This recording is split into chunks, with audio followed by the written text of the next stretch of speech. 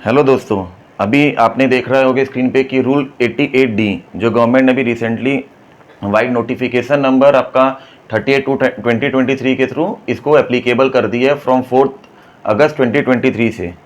ये rule 88D अपने को ये बताता है कि जो हम लोग हर मंथ 3B फाइल करते हैं उसमें जो हम लोग ITC क्लेम करते हैं, तो अगर हम लोग कहीं पे भी एक्सेस ITC क्लेम करते हैं, शॉर्ट ITC क्लेम करते हैं, तो उसका डिफ्रेंशिएशन गवर्नमेंट ऑटोमेटिक जनरेट कर देगा।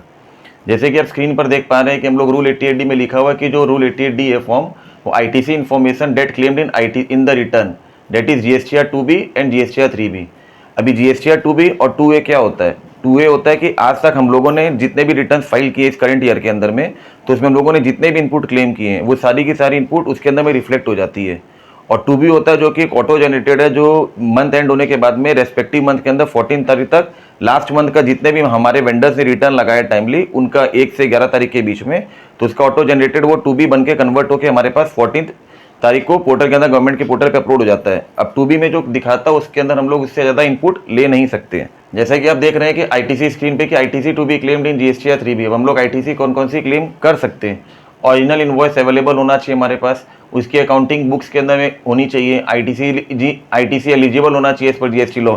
यह नहीं कि बल्कि वो ब्लॉक क्रेडिट के अंदर में इन एलिजिबल ITC हो, तो हम लोग उसको अवेल नहीं कर सकते हैं। और जब हम लोग 3B भरते हैं तो 3B के अंदर ITC का सेग्रीगेट करके गवर्नमेंट ने 3 मंथ 4 मंथ बिफोर उसका सेग्रीगेशन ला दिया था कि जब आप ITC अवेल्ड डालते हो पोर्टल के अंदर में, तो आपको उसको 3 पार्ट 4 पार्ट के अंदर सेग्रीगेट करना है कि आपकी टोटल ITC कितनी है, उसमें आपकी एलिजिबल ITC कितनी है, कितनी इन एलिजिबल ITC और कितनी ब्लॉक ITC है।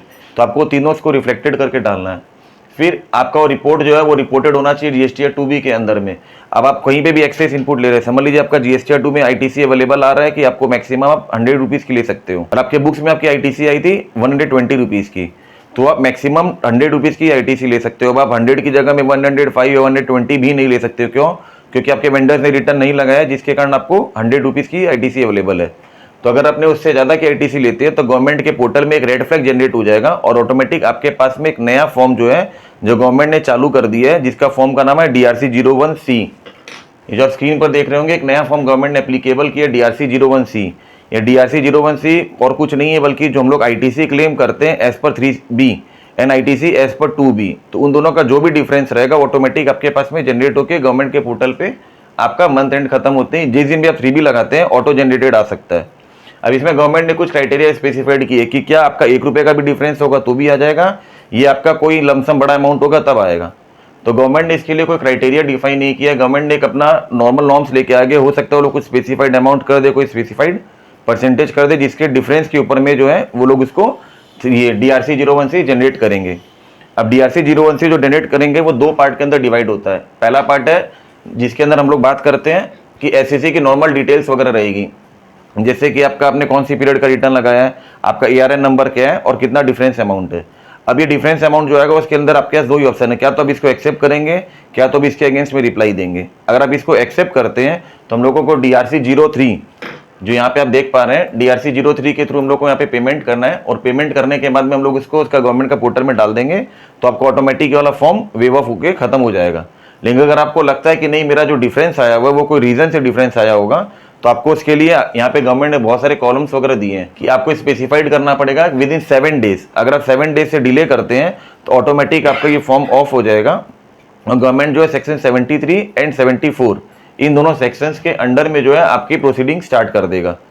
तो अब आप जैसे देख पा रहे हैं यहाँ पे स्क्रीन के अंडर में कि ITC not availed in earlier tax period. अब बहुत बार ऐसा होता है कि हम लोगों ने ITC क्लेम किया, लेकिन कुछ ऐसे ITC थे जो पिछले मंथ्स के थे, हम लोगों ने अवेल करना भूल गए, तो हो सकता है उसके कारण भी डिफरेंस आ जाए, तो उसके अंदर आपको यहाँ पे स्पेसिफाइड करना पड़ेगा। दूसरा आप देख पा रहे हैं यहाँ पे ITC not availed in earlier tax periods due to non receipt of inward supply of goods और services in the same tax period. Invoice मिला लेकिन गुड्स ही नहीं मिला। तो जब हम लोग ITC क्लेम करते हैं तो उसके 3-4 क्राइटेरिया है जिसके अंदर हम लोग ITC क्लेम करते हैं। हमें टैक्स इनवॉइस रिसीव होना चाहिए, हमें गुड्स रिसीव्ड होना चाहिए, हमारे पार्टी की जो वेंडर्स है वो हमारा GSTR 1 या GSTR 3 भी फाइल्ड कर देना चाहिए, और उनका टैक्स का पेमेंट हो जाना चाहिए। तो बहुत बार हो सकता है कि पार्टी ने आपको, वेंडर्स ने आपको टैक्स इनवॉइस दे दिया हो लेकिन उसका गुड्स डिलीवर्ड ही नहीं हुआ। तो जब तक गुड्स डिलीवर्ड नहीं होगा तो हम लोग उसका इनपुट अवेल नहीं कर सकते हैं, तो हम लोग को तब तक भी वेट करना होगा। थर्ड आ जाता है ITC available in respect of import of goods which is not reflected in GSTR 2B। बहुत बार क्या होता है कि जब हम लोग गुड्स इंपोर्ट करते हैं तो इंपोर्ट करते वक्त उसका जो हमारा बिल ऑफ एंट्री की एंट्रीज वगैरह जो होती है गवर्नमेंट के पोर्टल पे रिफ्लेक्ट नहीं करती है। तो अगर इंपोर्ट से रिलेटेड में कुछ होगा तो वो आ जाएगा यहाँ पे, ITC not available in earlier tax period इन एडवर्टेडली और ड्यू टू मिस्टेक और ओमिशन। कुछ ऐसे आईटीसी जो थे जो हम लोग अवेल्ड नहीं कर पाए थे कोई भी कारण से, क्या हमारा छूट गया हो। ऐसा भी हो सकता है कि हमारा जो रिसेंटली अभी 22-23 फाइनेंशियल ईयर एंड हुआ है, तो हम लोग जब अभी बुक्स की रिको बना रहे हैं तो हमें पता चलता है कि कुछ हमारे वेंडर्स के आईटीसी थे या हमारे कुछ वेंडर्स ने लेट रिटर्न लगाया, तो उसकी आईटीसी हम लोग अभी क्लेम करने जा रहे हैं, जिसकी टाइम पीरियड है नवंबर 2023 तक। मतलब अगर आपका फाइनेंशियल ईयर एंड होता है तो आप प्रीसीडिंग फाइनेंशियल ईयर के नवंबर मंथ तक अपना पुराना कोई भी छूटा हुआ आईटीसी ले सकते हैं, तो उसको इसके अंदर रिफ्लेक्ट कर सकते हैं। Excess reversal of ITC in the previous tax period which is being reclaimed now. अगर आपने भूल से कोई रिवर्सल आईटीसी एक्सेस कर दिया है, अब आपको वापस वो आईटीसी क्लेम करना है, तो आप उसको 0.5 में डाल सकते हैं। 6 में recredit of ITC on the filing of return by the supplier in respect of ITC reversed as per the rule 37A of the earlier tax period. अगर हम लोगों ने कोई आईटीसी रिवर्स किया था, समझ लीजिए हम लोगों ने कोई पार्टी का पेमेंट नहीं किया जिसके कारण हम लोगों ने आईटीसी रिवर्सल करना पड़ा था 180 दिन से ज़्यादा के कारण, हम लोगों ने हमारे वेंडर्स को 180 डेज के अंदर पेमेंट नहीं किया। अब हम लोग आज उसको 185 या 190 डेज या 200 डेज के बाद अगर उसको पेमेंट कर रहे हैं तो हम लोग उस आईटीसी को हम लोग रिक्लेम करेंगे, तो उसका डिटेल्स यहाँ पे जाएगी। Recredit of ITC on payment made to the supplier in respect of ITC reversed, ये भी उसी से रिलेटेड के अंदर में है। Form 3B was filed with incorrect details and will be amended in the next tax period. अगर आपने कोई भी एरर कर दिया, चाहे वो टैक्स अमाउंट का या कोई भी अमाउंट का, तो आप उसको यहाँ पे रिफ्लेक्ट कर सकते हैं। इसके अलावा अगर आपको लगता है कि कोई भी अदर रीजन है तो आपको स्पेसिफाइड करना पड़ेगा। अब हम लोग यहाँ पे देखते हैं कि गवर्नमेंट ने जो इसका DRC 0 फॉर्म लाया वो डिटेल्स मैंडेटरी लाया। अब यहाँ पे हम लोग को ये नहीं पता कि हम लोग को इसके अंदर में राइट अप लिख के देना है कि हम लोग इसके अंदर में कोई फाइल अटैचमेंट दे सकते हैं।